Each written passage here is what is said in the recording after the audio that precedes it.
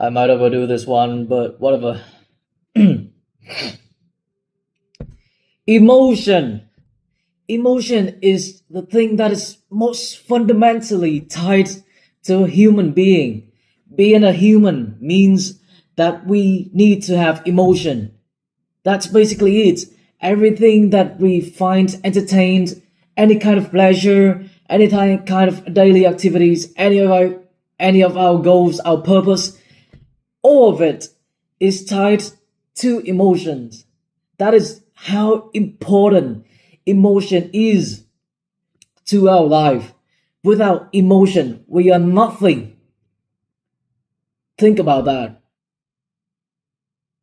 Think about all the things that you enjoy.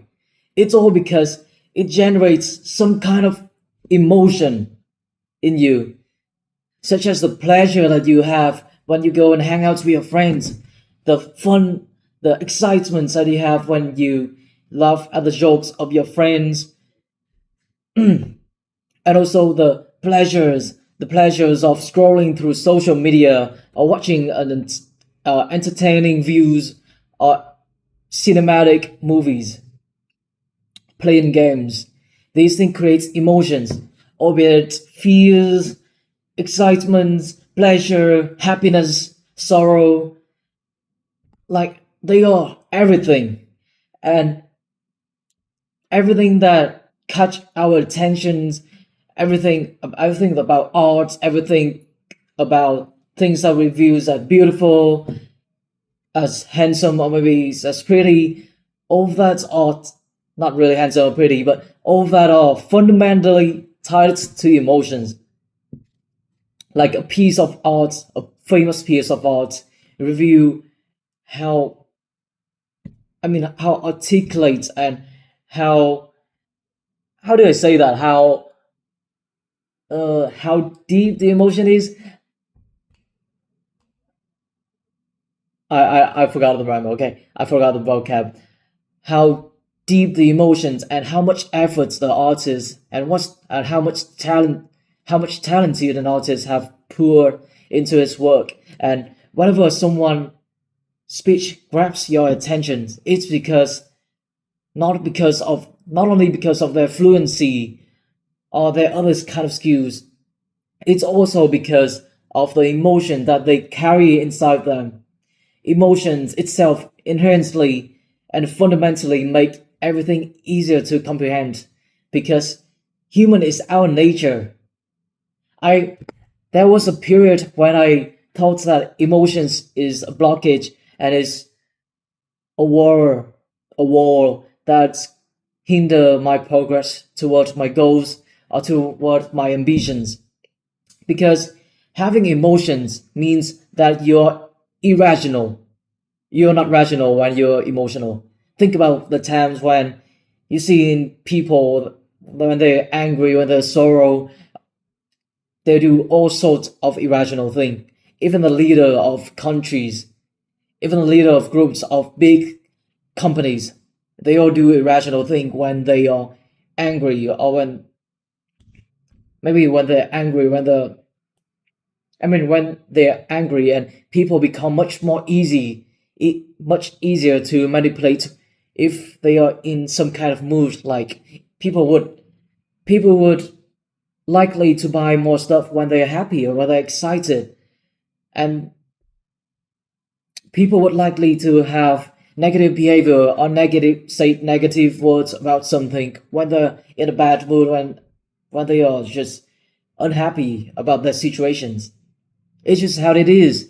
And everything that we have, like ambitions, our goals, these things must be directly linked to emotion, some kind of strong emotions or some kind of background, some kind of there's need to be some kind of strong emotions for us to have obsessions, for us to have the drive to be able to strive forward our goals. That's it. That's the importance of emotion. And because of its importance, we can't just be devoid of emotion, okay?